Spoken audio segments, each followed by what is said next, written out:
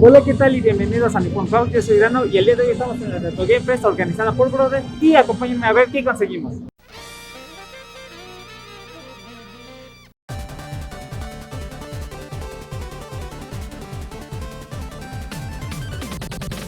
Mario, Sonic, Ryu, personajes icónicos de los videojuegos cuyas historias recordamos con aprecio, y que no hace mucho tiempo los cartuchos que contienen sus primeras aventuras se vendían por una fracción de su precio original, y eran liquidados en las tiendas etiquetados como juegos anticuados. Seguramente todo coleccionista en algún momento ha soñado con regresar en el tiempo y poder comprar todos estos títulos que espera algún día obtener.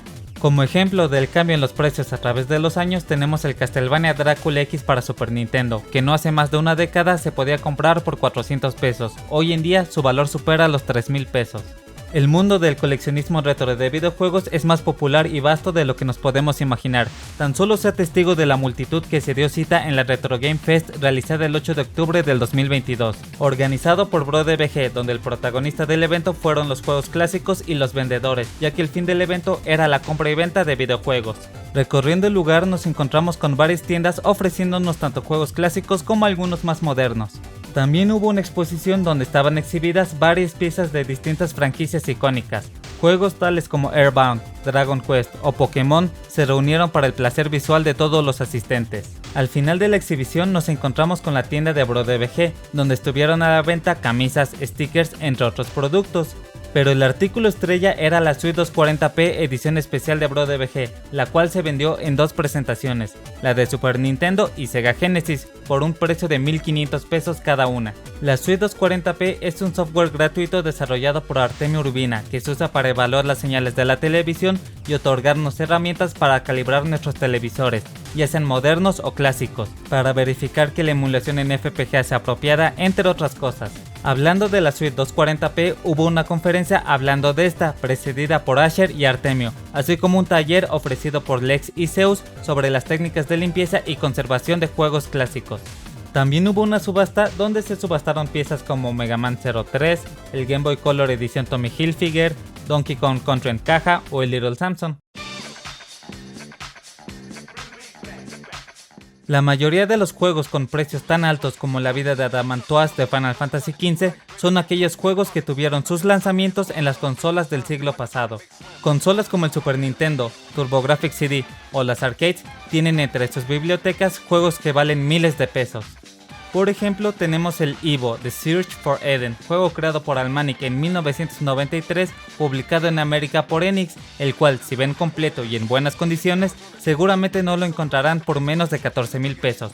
O el Little Samson, juego desarrollado por Takeru y publicado por Taito para el NES, que se subastó en la Retro Game Fest alcanzando los 33,000 pesos. Otro de los factores que hacen a un videojuego valioso y buscado es la propiedad intelectual o serie a la que pertenece.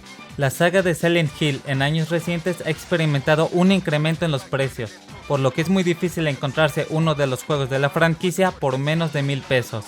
Sin duda hay muchos factores para la subida de precio, pero el hecho de que la colección HD no fue lo que se esperaba y la cancelación de PT fueron algunos de los motivos para la subida en los precios.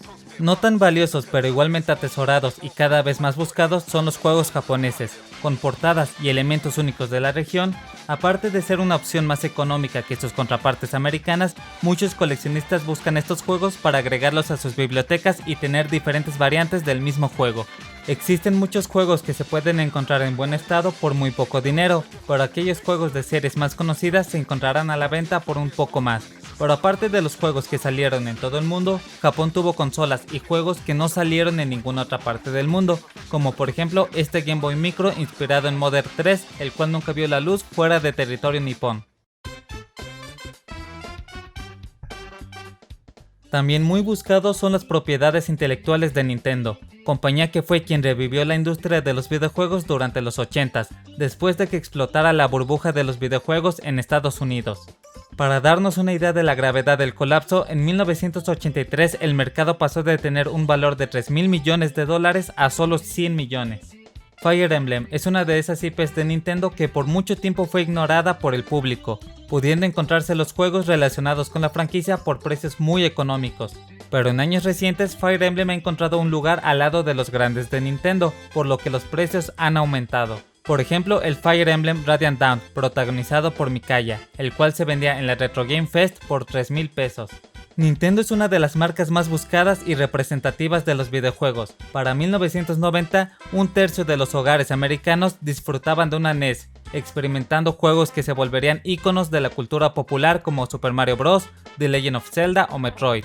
Y como la consola de Nintendo fue tan bien recibida, otras empresas decidieron publicar sus juegos en el NES, por lo que la biblioteca de la consola casera se expandería, recibiendo joyas como Mega Man, Castlevania o Final Fantasy. No es exagerado decir que nació una cultura alrededor de Nintendo, cimentándose con el paso del tiempo, sobre todo con la llegada de nuevas consolas y videojuegos. En los 90s, más específico el 27 de febrero de 1996, el mundo vería el nacimiento de una de las franquicias más populares de todo el mundo, Pokémon, creado por Satoshi Tajiri y cuyos juegos han aumentado de precio desde su lanzamiento. Incluso juegos más recientes como Pokémon Platino para Nintendo 10 han experimentado un incremento en su valor. Por eso no es de extrañarse que los juegos de Nintendo en buenas condiciones y a buen precio duren poco a la venta.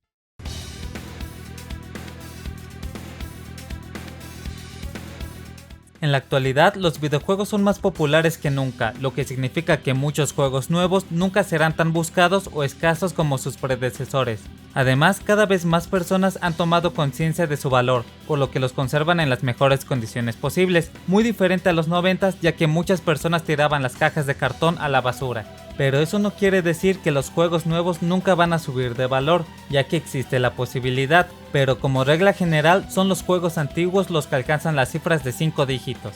Diría que los juegos actuales deberían ser comprados con la mentalidad de jugarlos y disfrutarlos, pero sin pensar en que los precios subirán como acciones de la bolsa. Eso casi nunca pasa, sobre todo si hablamos de versiones normales de lanzamientos populares. Son los juegos viejos los que constantemente ven un aumento en su valor. Ya sea que colecciones juegos de 300 o de 3,000 pesos, el cuidado de su estado es vital para el mantenimiento de su valor. Algunos puntos en los que debemos poner atención cuando compramos un cartucho es en el estado de la etiqueta y si es que está rota o si presenta algún descoloramiento. En cuanto a discos, debemos de fijarnos en qué tantos rayones tiene y en el estado de la etiqueta. Otro factor que se debe de tomar en cuenta es si el juego está completo o no. La diferencia entre el valor de un juego suelto y otro que viene en caja con sus manuales e insertos en ocasiones puede llegar a ser de miles de pesos. Los videojuegos retro pueden valer mucho dinero, pero para aquellos que los atesoran, su verdadero valor radica en su habilidad para entretenernos y transportar al videojugador a mundos exóticos llenos de historias fantásticas. Existen muchas razones del por qué hay una fascinación por los juegos clásicos, ya sea por nostalgia, querer recapturar parte de tu niñez, querer experimentar un juego tal cual fue planeado originalmente por los desarrolladores, comprando tanto el hardware como el software original, o simplemente querer jugar un título. No existe una sola respuesta al momento de hacer la pregunta ¿por qué coleccionas? Entonces, ¿están listos para comenzar una colección propia? Bueno, lo más probable es que si apenas están comenzando, no van a empezar con un juego de 20,000 pesos y no tengan una idea en concreto sobre qué buscar, por lo que a continuación les presento 5 opciones que vale la pena considerar. En la opción número 5 tenemos juegos de Sega Genesis. No creo que sea un secreto que en cuanto a consolas de 16 bits, el Super Nintendo es mucho más popular que la consola de Sega. Por ende, los juegos de Genesis no son tan buscados, lo que equivale a que el precio no se eleve tanto. Durante la Retro Game Fest pude ver un Altered Beast con caja por 500 pesos, aunque no lo abrí por lo que no sé si tenía manual. Un Street Fighter 2 Champion Edition con caja y 2 manuales también por 500 y un Super Street Fighter 2 Turbo con caja y sin manual por 450 pesos. Ocupando la cuarta posición tenemos juegos japoneses, y es que hay muchos títulos grandiosos que se quedaron como exclusivas y nunca fueron lanzados fuera de territorio nipón. En cuanto a juegos que salieron a nivel mundial, en muchas ocasiones la versión japonesa cuenta con un precio menor a su contraparte occidental. Tomemos de ejemplo Silent Hill 4 para PlayStation 2, cuya versión americana se vende por más de 2,000 pesos, pero su contraparte japonesa puede encontrarse por la mitad de ese precio. Ambas versiones cuentan con voces y subtítulos en inglés, por lo que se pueden disfrutar por igual. En el puesto número 3 tenemos los cartuchos MVS o Multivideo System. En México, SNK fue muy popular, por lo que es más fácil toparse con estos juegos arcade a diferencia de los de otras compañías como Capcom. La librería de MVS está llena de clásicos como The King of Fighters, Fatal Fury, Metal Slug, entre otros. Obviamente dependiendo del título es el precio, pero podemos encontrar juegos muy buenos por menos de 500 pesos y son fáciles de cuidar y almacenar. Eso sí, para jugarlos vamos a necesitar una Super Gun o una maquinita arcade. En segundo lugar tenemos las dos versiones originales de los títulos de Metal Gear que salieron para el PlayStation 2, el Metal Gear Solid 2 Sons of Liberty y el Metal Gear Solid 3 Snake Eater. Fácilmente con 700 pesos nos podemos hacer de ambos títulos. Supongo que como ambos juegos tuvieron reediciones llamadas Substance y Subsistence, las cuales también fueron lanzadas en una colección, y el hecho de que PlayStation 2 sigue siendo relativamente económico ha contribuido a que el precio del mercado de estos juegos no sea tan elevado. Y en nuestro puesto número 1 tenemos el cartucho de Super Mario Bros. Con Duck Hunt para el NES. El juego salió en el 88 y contiene dos de los títulos más recordados y emblemáticos de la consola de Nintendo. El juego no es tan caro y en promedio se puede conseguir por 250 pesos, por lo que contando los títulos y el precio bastante económico, este cartucho es una gran opción para iniciar una colección. Y eso sería todo en esta ocasión. La verdad quería grabar algunas entrevistas para este video, pero por el ruido y la gran cantidad de personas que asistieron esto se me hizo imposible. Por cierto, en la descripción les estaré dejando los datos de algunas tiendas que estuvieron en la Retro Game Fest.